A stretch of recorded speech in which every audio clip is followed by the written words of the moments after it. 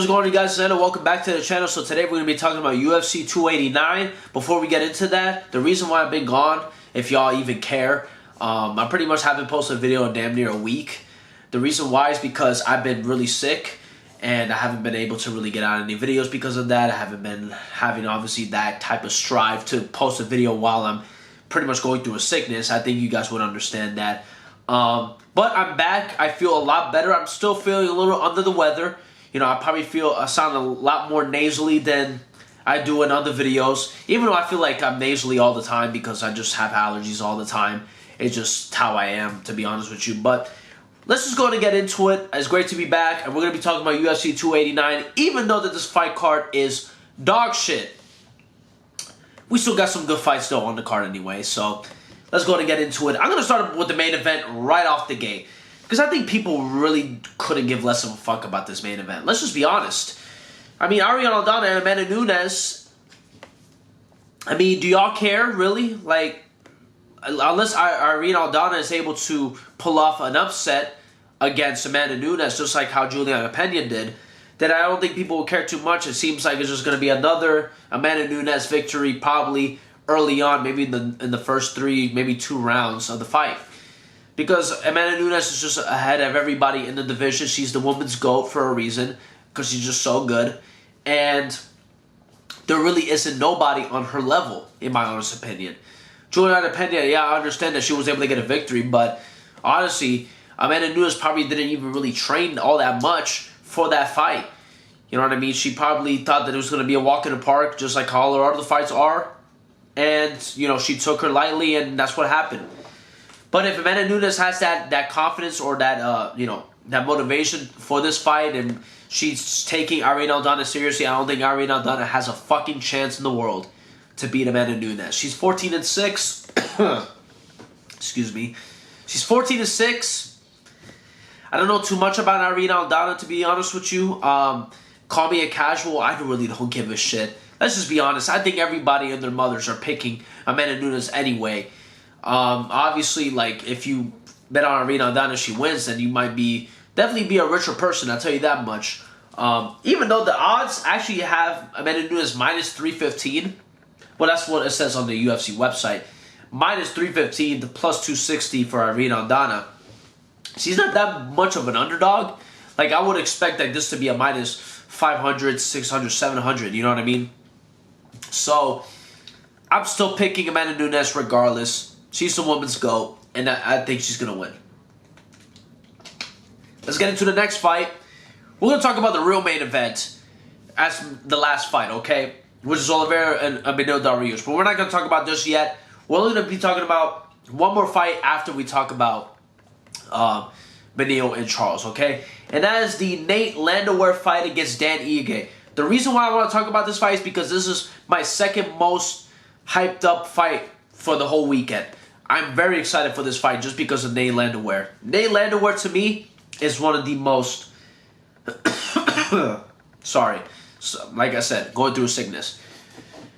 He's one of the more entertaining guys that not a lot of people know about, honestly. He's very entertaining.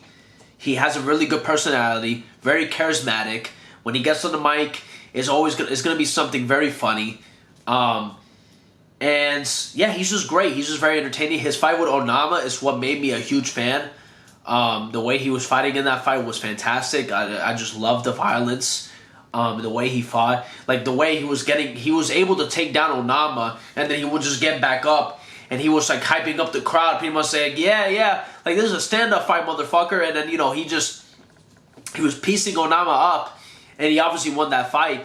It was a very good fight, to be honest with you. I mean, guys, I don't know if you guys ever heard of the fight. If you guys don't know too much about Nate Landwehr, I would suggest starting with that fight because that's how I got started. Obviously, I guess watch his past fights as well, but that fight made me into a huge fan. It was one of the best fights of last year. It was on the same fight card as the main event was Marlon Vera and Dominic Cruz. So find that fight card and find that fight specifically. I'm pretty sure it's on ESPN Plus, and watch it. I'm telling you, you wouldn't be disappointed. It is a fantastic fight.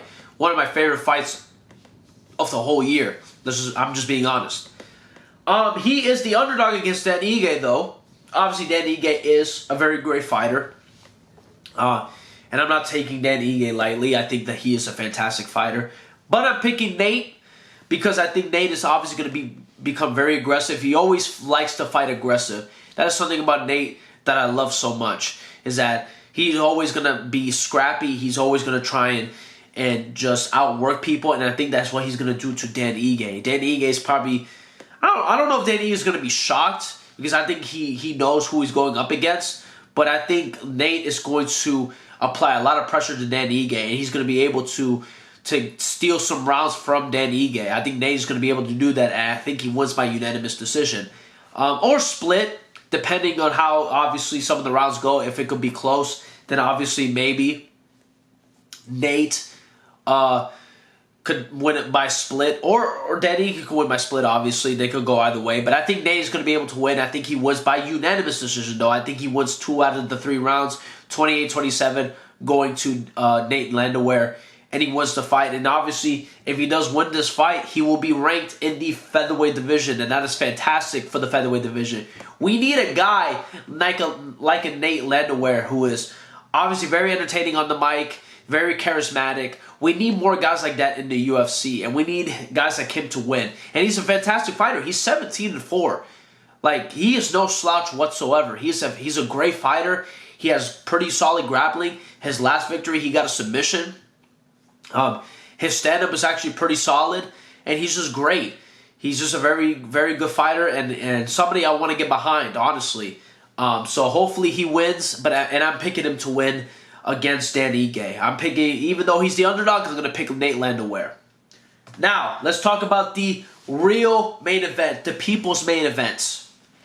Beneil Dariush and Charles Oliveira. This fight should be 5 rounds. I don't understand why they're not making this 5 rounds. They made, for some reason, Belal Muhammad and Gilbert Burns 5 rounds, even though Gilbert Burns had all these injuries. You know what I mean?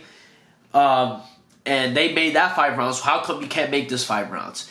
This fight card is absolutely dog water. You got to give us something at this point. You got to make this fight right here be a 5-round fight. Because it feels like it warrants it, because this is a big opportunity for Beneil Dariush. If Beneil Dariush wins this fight, he could probably get a title shot against Islam Makhachev. I could definitely see that happen. I don't know, maybe one of the camps don't want it to be. Maybe they just decided for this to only be 3 rounds. I don't know. I don't know the semantics of everything. I don't know what is going on. But this is a 3-round fight, and I am heavily favoring Beneil Dariush at this very moment. I'm not saying that Charles could lose. I think Charles could definitely win, because Charles Oliveira obviously is a very resilient fighter. Even though that his chin is a little suspect, he always finds a way to come back and get the victory in some sort of fashion. And can he do that against Beneil Dariush? I believe he could. But I think Beneil Dariush, obviously, I think that his grappling is fantastic, and he can get into a situation, and if he gets in a bad situation, I think he can get himself out of it because of his grappling. His grappling is fantastic. Obviously, on the feet, I do think that Charles Oliveira is the better striker. I think technically he's a better striker, but Beneil Dariush, when he hits you, remember that shot that he had against Gamrot, that he put Gamrot down with? That was a big-time shot. Can Charles Oliveira eat a shot like that? Will he be able to defend himself to the point where he won't get hit with a shot like that? I don't know. So far, from what we've seen, even during his title reign, he got hit with all kinds of shots from Islam Makhachev, from Justin Gaethje, Dustin Poirier, Michael Chandler. Like, he's been hit, and he got pretty much dropped in every single one of those fights. I'm pretty sure Beneil Dariush could do the same thing if he's able to land that kind of shot, an overhand right or something like that. And I think Beneil Dariush could be able to win majority of the rounds. I'm picking Beneil Dariush to win by unanimous decision. I think it's still a very close fight. Like I said, for just like the Nate fight, this could be a split. But I think Beneil Dariush, I think he's very hungry to win. I'm not saying that Charles Oliveira isn't, but I don't know, man. Charles Oliveira, I'm not saying that he's losing motivation. I'm not saying that whatsoever. I think Charles Oliveira is still a highly motivated man. But Beneil Dariush wants that title shot against Islam Makhachev. and he wants to definitely fight him probably in October in the Abu Dhabi fight card. So I'm going to pick Beneil Dariush to win. I think that it could go back and forth. I think Beneil Dariush can hit him with something big and put him down, and that could definitely win him a round. Definitely Oliveira can survive that, because I don't think Beneil Dariush is good on the ground compared to an Islam Makhachev. So he'll be able to survive if they go on the ground, obviously. But I think Beneil Dariush wins this fight, and he goes on to be the #1 contender against Islam Makhachev next. And after that, I don't know what happens with Charles Oliveira. I really don't. Maybe Charles Oliveira fights another contender in the lightweight division. We don't know where his mindset is, because I do like Charles Oliveira a lot. He's definitely, I think a lot of people are rooting for Charles Oliveira, myself included. I do like Charles a lot. I think he's one of the most entertaining fighters in the game today. And he's just a great guy. Like, he's just a very good guy. He seems like a genuine guy, you know, easy to root for, you know what I mean? Because he's pretty much been an underdog throughout his whole career, pretty much. And he became a champion. And that's definitely, like, especially in the beginning of his UFC career, everybody was doubting this man. And then all of a sudden, he becomes the UFC champion and one of the greatest lightweights of all time. I mean, an inspirational story. So I hope whatever he does after, if he does lose, I hope that, whatever decision he makes, he's happy with. You know what I mean? But if he wins, I don't think they're going to give him the title shot again. I don't think that they're going to have him fight Islam Makhachev ever. Well, not ever again. But he'll probably have to fight somebody else to probably get a title shot. I don't think they're just going to give him Islam Makhachev. I don't think they want to run that fight back just yet. They probably do that in the future. He'd probably have to fight another top contender in the division regardless anyway.